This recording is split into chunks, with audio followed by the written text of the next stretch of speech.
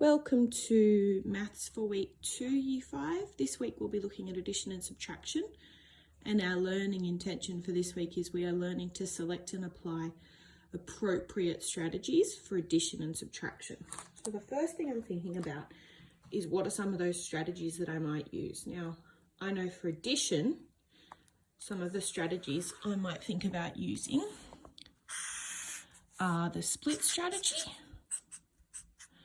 the jump strategy, I might use the compensation strategy, but I know that in Year 5 in Stage 3, the most efficient strategy is probably actually going to be the vertical algorithm, just because I'm working with much larger numbers than I would have been working with in the past.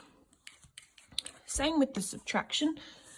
Some of the efficient strategies that I might be using for subtraction would also be thinking about vertical algorithm,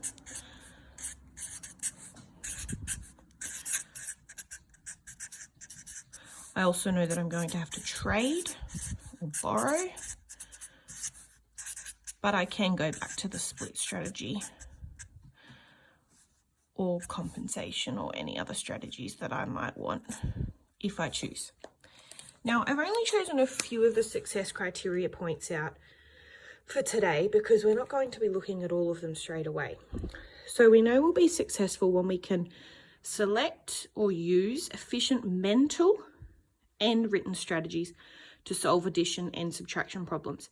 So that word mental there, that really takes us back to strategies that we probably used in younger grades. So we might be thinking about how can we solve things in our head. So things that come straight to me are things like my friends to 10, because I know they can help me solve all sorts of problems, whether it be working with 2, 3, 4, 5 digit numbers.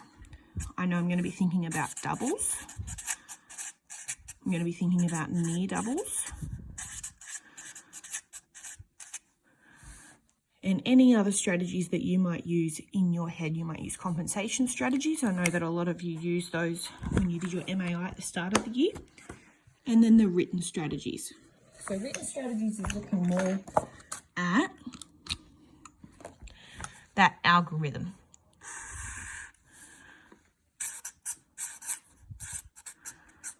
Or looking more at a split strategy, a jump strategy, any of those strategies that you might be thinking about. So I need to be able to select and use efficient mental and written strategies to solve both addition and subtraction problems. I need to be able to record the strategies that I've used. That's a really big thing. We actually need to be able to record it so that our teacher or whoever it is that's looking at our work can understand what it is that we're doing. I also need to be able to check the solutions using the inverse strategy, and that'll be a big thing that we'll be focusing on this week and next week. So we're really thinking about the inverse strategy, and I know that a lot of people still forget what the inverse strategy is. The inverse strategy is the opposite operation. So if I'm doing something with addition, the inverse would be subtraction. If I'm doing something with subtraction, the inverse would be addition. Does that make sense? So you've got to switch the numbers around in the number sentence to check that your answer is right, and we'll demonstrate how to do that a bit more later. So just for today, they're the 3 success criteria points that we're really focusing on.